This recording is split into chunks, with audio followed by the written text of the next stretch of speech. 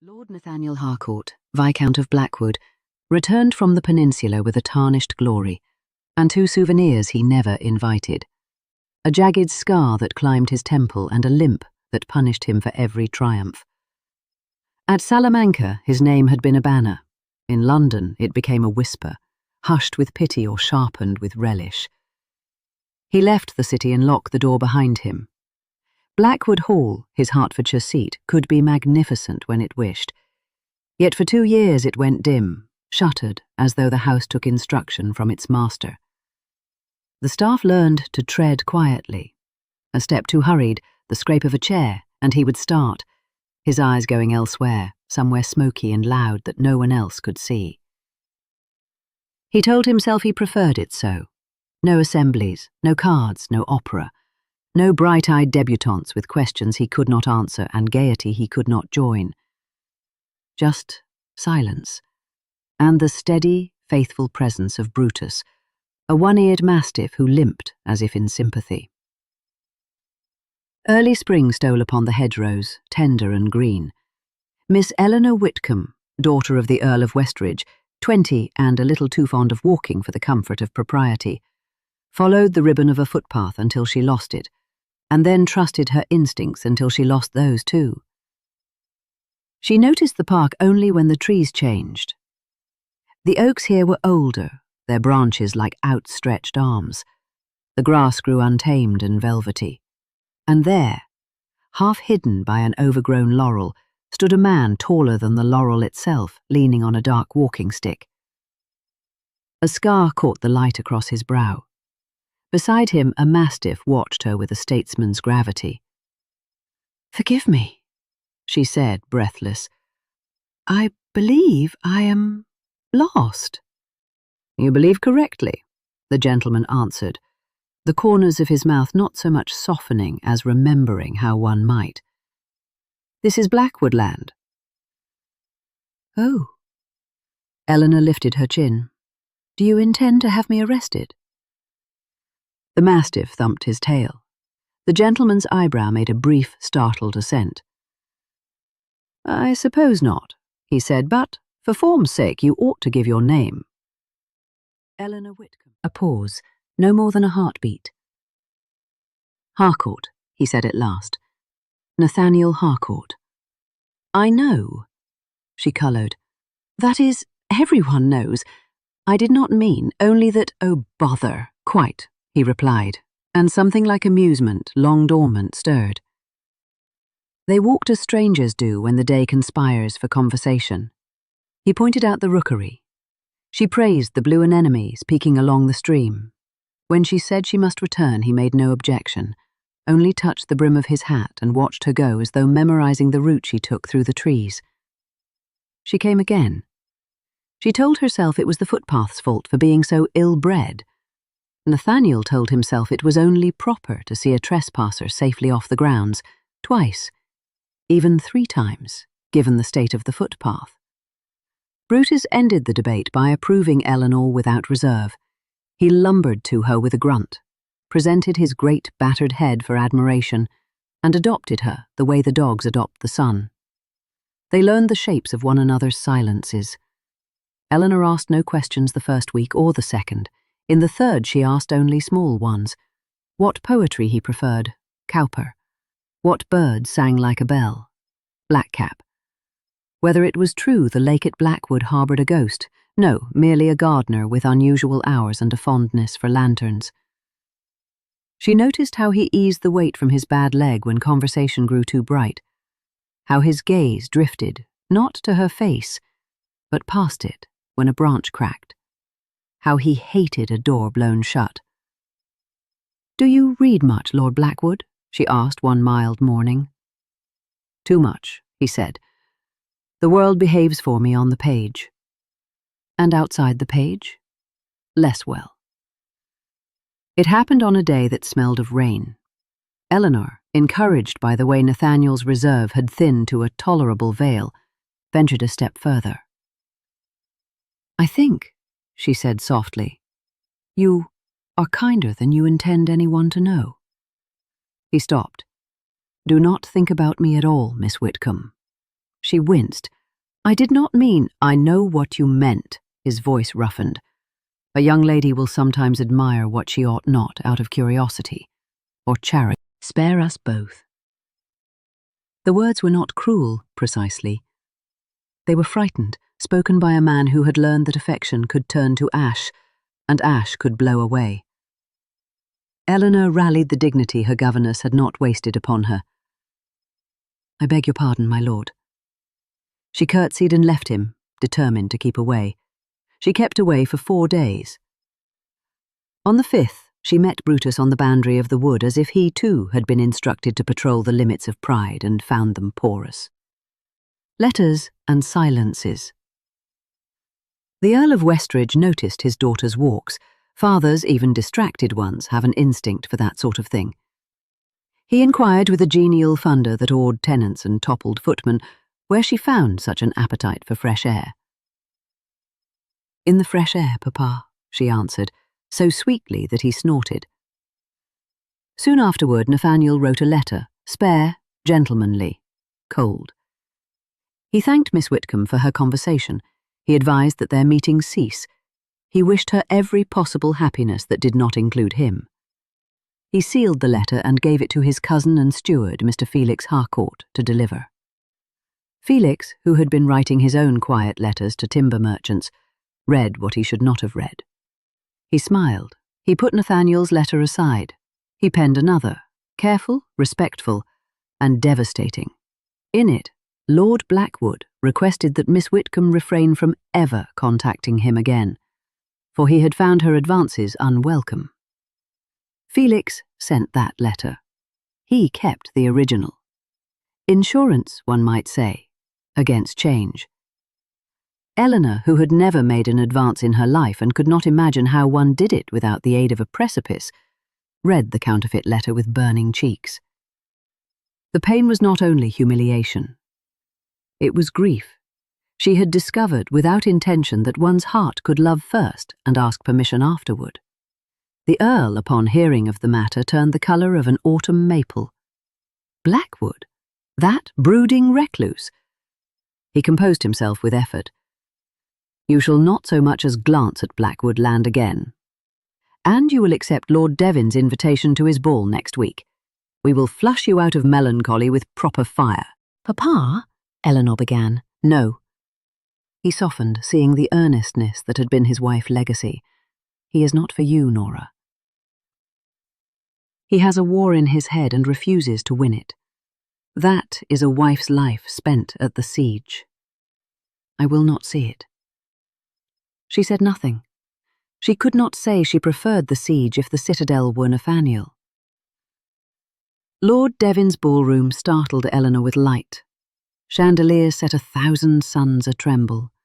The air smelled of beeswax and fashionable hope. She danced when required and smiled when politeness insisted. Somewhere between a cotillion and a country dance, she fled to the terrace for air, the night wide and consoling.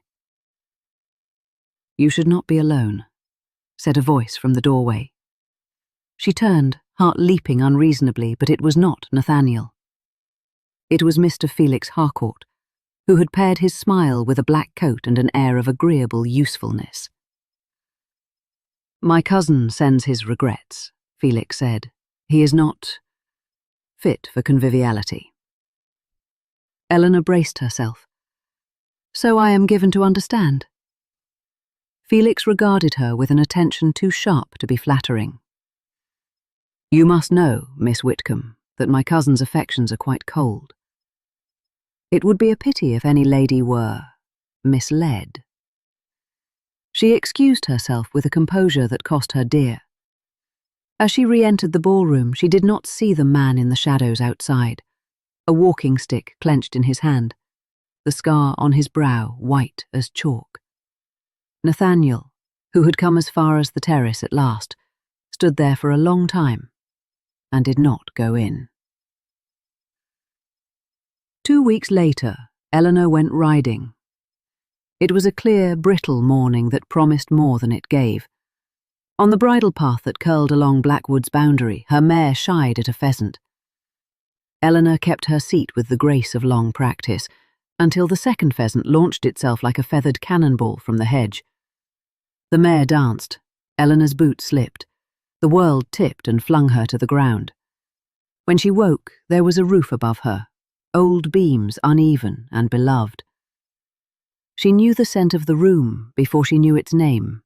Smoke, polish, something like rosemary. Nathaniel sat beside the hearth, his profile cut in firelight, eyes fixed on her as though she were the conclusion to a problem that had defeated him for years. "You were thrown," he said, and the worry in his voice reached her before the words did. "My groom saw it happen and fetched me." "I am well," she murmured, attempting to sit. Pain blossomed in her shoulder. He steadied her with a hand that gentled everything it touched. "You will be," he said, "if you will not run from the physician." "I shall bear him bravely," she said, attempting humour. "It is letters I cannot bear." His face changed. He stared into the fire, the lines around his mouth stiffening. "I am sorry, Miss Whitcomb." "For what?" "For the letter I sent." "You sent? I received a letter, yes, but—" Words collided like bad dancers. "You wrote that I had made unwelcome advances." He turned slowly. "I wrote no such thing." The room listened, the way old rooms do when something important at last gets said. When Mr. Felix Harcourt entered the library an hour later, it was to meet not the usual quiet, but Nathaniel standing without his cane, the effort blazing through him, and Eleanor on the sofa with her arm in a sling, looking as though she might face down a regiment if supplied with tea. "Cousin," Felix said, smiling with professional warmth. "Miss Whitcomb, what a pleasant surprise." "I have discovered," Nathaniel said evenly, "that the letter you delivered for me was not the letter Miss Whitcomb received." Felix's eyes flickered just a twitch, as if a shutter had caught a gust. "Surely not." "Surely," Nathaniel returned. "I asked for the courtesy of distance." The letter she received accused her of impropriety. "It seems my words improved themselves in your hand," Eleanor observed him keenly. "How odd," she said, mild as milk. "And how odd as well that a gentleman who rarely attends a ball should appear at Lord Devon's terrace and find himself there precisely when I sought air." Felix's smile thinned. "I devote myself to the family's interest and to our timbers," Nathaniel said, annoyed, the syllables dry. "Shall I show Miss Whitcomb your drafts to Carter and Beecher? They seemed eager to strip the east wood. My tenant's winter fuel be hanged." Felix recovered with a bow to Eleanor that respected nothing. "I act only because you do not, Blackwood. This estate needs a hand that will not tremble. It needs a heart that will not." Felix looked from one to the other, measured the impossibility of winning the room, and withdrew with a promise to set the matter right. What that meant, no one proposed to learn by experiment. Distant thunder, rising wind. Storms, like secrets, hoard and then spend. That night the sky made good on a season's threat. Rain came in sheets. The beech trees bowed low. A stable boy, eager to show an economy of lanterns, left a candle burning near old straw. A gust did the rest. By the time the night porter saw the glow, flames licked the stable roof. Bells clanged, men shouted, the horses screamed with a terror that is its own language. Nathaniel was in the yard first, cane abandoned, pain forgotten. He moved like the man he had been and the man he still was, in the heat and noise where thinking fast mattered more than thinking well. He dragged open a stall door, soot streaking the scar on his brow, and soothed a lathered gelding in a voice that remembered battlefields and refused to bring them here. "Back," he told the men. "Form a chain." Buckets from the pump. "Brutus, down." The dog, who aspired to command, subsided with a grieved grunt. Eleanor arrived sodden, hair unpinned, eyes fierce. She should not have been allowed, but no one had time to stop her or courage to try. She took a place in the bucket line, shoulder throbbing, and counted time with the rain. At the end, when the roof sagged into steaming ruin, Nathaniel found her by the pump, soaked to the bone and smiling the smile of the saved. He touched her cheek with a reverence that felt like prayer. "Eleanor," he said. She swayed with exhaustion. "Nathaniel." No one heard them over the hiss and spit of dying fire. But they heard themselves, and that was sufficient. Later, dry clothes, blankets, the half-mad luxury of surviving, Eleanor sat before the library hearth while Nathaniel paced a little and then stopped, as if he had come to the edge of an old cliff and discovered a bridge. "Sigh. I have been a coward," he said without preface. "You have been wounded," she replied. "Both can be true." His gaze was steady now. "The war did not end when it ended. It sits behind doors, waiting. I thought to save you from it, but I see now that I was saving myself from hope, from duty, from the possibility of failing at both." She listened as if a physician were laying out the cure and the cost. "I loved a man once," Nathaniel went on. "A comrade. He trusted me. I gave an order in smoke and confusion. He died obeying it. There is no proof that a better order would have saved him. Only the certainty that I cannot take that breath again and choose another word." "You have relived that breath every day," she said. "Yes." She stood slowly, for her shoulder protested, and went to him, the fire painting her hair in copper. "You cannot bring him back," she whispered. "But you can honor him with a life unstolen by the past. Let your love for him be the thing that teaches you how to love now." He shook once, as if a cold had passed through him and broken. "Eleanor Whitcomb," he said, and the name held wonder. "Will you, if you can forgive my disgraceful letters and my worse silences, marry me?" Tears came, bright and immediate. "I loved you before you ever asked," she said. "But it pleases me to be asked." The Earl of Westridge received the news in his study, which was strong in leather, brandy, and opinions. "You are determined," he said at last, studying his daughter with a tenderness he rationed like wartime tea. "I am," Eleanor replied, but not blindly.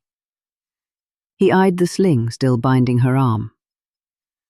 "It appears you do everything fully. I do my best." He blew out a breath that ruffled the papers on his desk. "Very well. I will speak plainly. I admire the fellow for rescuing my daughter from an imbecile of a horse. I admire him more for not sending you away when every instinct in a wounded man clamours to retreat. I do not admire scars, no father does, when he imagines them near his child." He paused. "But then I remember your mother's last words to me. Do not marry her to safety. Safety never taught anyone to be brave." Eleanor's eyes filled. The Earl coughed ferociously. "Bring him to dinner tomorrow. I shall verify his intentions by making him miserable for 2 hours and seeing if he remains." He did. He remained for 3. Felix Harcourt made one final attempt to shape his fortunes. He presented Nathaniel with a tidy summary of accounts, in which the timber contracts gleamed like salvation and the tenants' winters did not appear. Nathaniel read, listened, and then rang for his solicitor. "Mr. Harcourt," the solicitor said crisply, "you will find this an adequate settlement of any claim you imagine yourself to possess. You are relieved of your duties. You will vacate the dower cottage by week's end." Felix laughed, high, astonished. "For what cause?" "A steward dismissed because his master found a wife." For many causes, Nathaniel said gently, but let us name only this one. I have recovered my estate. Felix left Hertfordshire with a handsome severance and a sour expression. Later, the Carter and Beecher firm received a letter withdrawing Blackwood from any understanding, tentative or otherwise. They replied with injured shock. Nathaniel replied with legal verse. That ended the matter. They did not care for display. A village church garlanded with hawthorn, a choir that sang as if it were spring's own voice, tenants dressed in their best, the Earl in a waistcoat so alarming that the vicar lost his place for a beat. Eleanor entered, on her father's arm, her gown simply made, a posy of wildflowers in her hand, and the whole world inside Nathaniel's chest lifted, not painlessly, but wholly. He watched her come. She watched him waiting, and between the two of them lay a path they would walk together, uneven in places, bright in others, theirs in all. "I will," he said. "I will," she answered. When they stepped into the churchyard, a sunbolt cut through cloud like benediction. Brutus, who had borne the service better than expected, barked once, loudly, and was not reprimanded. Marriage is not a cure for old wounds. It is a room with windows thrown open, and sometimes the wind is sharp. There were nights when Nathaniel woke not knowing where he was, breath locked, heart a musket. Eleanor learned how to bring him back with the softest touch, with a laugh, with a light kept burning in the hallway. There were days when her shoulder ached and he scolded her for lifting what she ought not, and she scolded him for scolding, and they compromised with warm compresses and an agreement that neither would be brave alone. They made a winter garden in the glasshouse, a place of green when the fields slept. Nathaniel nursed lemon trees like a general reviewing a regiment. Eleanor coaxed roses to bloom in January. On mornings when fog lacquered the panes, they walked the gravel paths in their heavy coats, hands linked, the scent of damp earth promising all manner of harvests. "Do you still think the world behaves better on the page?" she asked one such morning. He considered. "No," he said, "but I think I behave better in the world." "That will do," she said, laughing. Blackwood Hall opened its shutters and kept them open. There were dinners, quiet ones, good ones, where the Earl told stories that may have been true and certainly were entertaining, where the vicar discovered a surprising taste for lemon tart, where the tenants learned that their lord liked to be asked his opinion on pigs, but preferred not to be obeyed without discussion. Spring returned, and with it the rookery, and with the rooks a sense that time knows what it is doing even when we do not. On a morning when the anemones were as blue as memory and stronger, Eleanor and Nathaniel walked to the stream with Brutus doing his best to fall in and be rescued. "Tell me something honest," she said suddenly. He thought. "I do not forget," he said. "Not the sand, not the smoke, not the order I gave. But the memory is quieter when you are beside it." She lifted his hand to her lips. "Then it can stay," she said. "We will make it a guest, not a jailer." He nodded, and the mastiff, as if approving the treaty, shook water all over both of them. They laughed like conspirators. The sound went up through the oaks and away across the fields, and if it startled a rook, that bird may be forgiven. The joy of the living is alarming in the best possible way. And so the wounded gentleman did not become unwounded. He became loved, which is better. Pray accept my gratitude, dear viewer, for accompanying us through this tale. I trust it has brought you some measure of delight. If the story has pleased you, kindly grace us with your thoughts and do subscribe to this channel that you may be promptly notified when further romances and adventures are unveiled.